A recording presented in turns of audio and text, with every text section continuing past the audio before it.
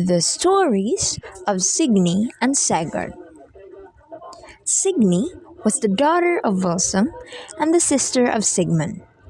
Her husband slew Volsung by treachery and captured his sons.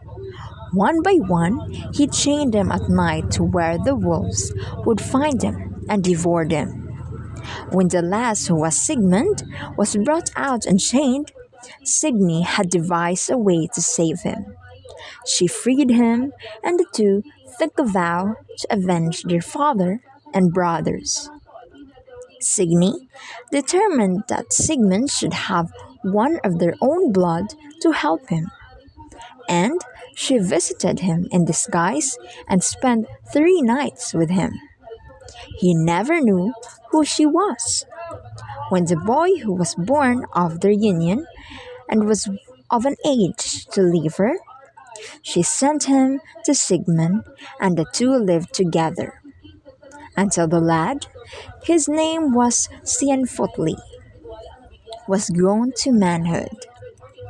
All this time, Signy was living with her husband, bearing him children, showing him nothing of the one burning desire in her heart to take vengeance upon him. The day for it came at last. Sigmund and Sinfiotli surprised the household. They killed Signy's other children. They shut her husband in the house and set fire to it. Signy watched them with never a word. When all was done, she told them that they had gloriously avenged the dead. And with that, she entered the burning dwelling and died there. Through the years, while she had waited, she had planned when she killed her husband to die with him. Clytemnestra would fade beside her if there had been a Norse Achilles to write her story. The story of Siegfried is so familiar that that of his Norse prototype, Sigurd, can be briefly told.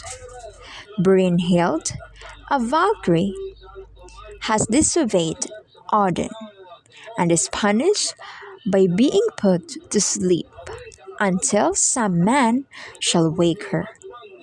She begs that he who comes to her shall be one whose heart knows no fear, and Odin surrounds her couch with flaming fire, which only a hero would brave. Sigurd, the son of Sigurd, thus the deed. He forces his horse through the flames and wakens Brynhild, who gives herself to him joyfully because he has proved his valor in reaching her. Some days later, he leaves her in the same fire-ring place. Sigurd goes to the home of the Gikongs, where he wears brotherhood with the king, Gunnar. Gunnar's mother, wants Sigurd for her daughter Gudrun and gives him a magic potion which makes him forget Brynhild. He marries Gudrun, then, assuming through Grimhild's magical power the appearance of Gunnar, he rides through the flames again to win Brynhild for Gunnar, who is not hero enough to do this himself. Sigurd spends 3 nights there with her, but he places his word between them in the bed. Brynhild goes with him to the Gikongs, where Sigurd takes his own shape again. But without Brynhild's knowledge, she marries Gunnar, believing that Sigurd was faithless to her, and that Gunnar had ridden through the flames for her. In a quarrel with Gudrun, she learns the truth, and she plans her revenge. She tells Gunnar that Sigurd broke his oath to him, that he really possessed her those 3 nights when he declared that his word lay between them, and that unless Gunnar kills Sigurd, she will leave him. Gunnar himself cannot kill Sigurd because of the oath of brotherhood he has sworn. But he persuades his younger brother to slay Sigurd in his sleep, and Gudrun wakes to find her husband's blood flowing over her. Then Brynhild laughed, only once with all her heart, when she heard the wail of Gudrun.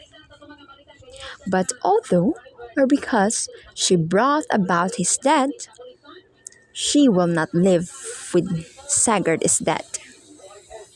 She says to her husband, "One alone of all I loved, I never had a changing heart." She tells him that Sigurd had not been false to his oath when he rode through the fiery ring to win her for Gunnar. In one bed together we slept, as if he had been my brother. Ever with grief and all too long are men and women born in the world. She kills herself, praying that her body shall be laid on the funeral pyre with Sigurd's. Beside his body, Gudrun sits in silence. She cannot speak, she cannot weep. They fear that her heart will break unless she can find relief. And one by one, the women tell her of their own grief, the bitterest pain each had ever borne.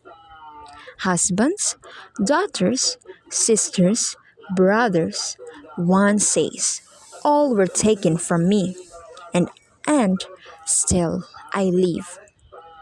Yet for her grief, Gudrun could not weep. So hard was her heart by the hero's body. My 7 sons fell in the southern land. Another says, and my husband too, all ate in battle. I decked with my own hands the bodies for the grave. 1/2 year brought me this to bear, and no one came to comfort me. Yet, for her grief, Gudrun could not weep. So hard was her heart by the hero's body. Then one wiser than the rest lifts the shroud from the dead. Such are the early Norse stories. Man is born to sorrow as the sparks fly upward. To live is to suffer, and the only solution of the problem of life is to suffer with courage. Sigurd, on his way to Brynhild the first time, meets a wise man and asks him what his fate shall be. Hide nothing from me, however hard.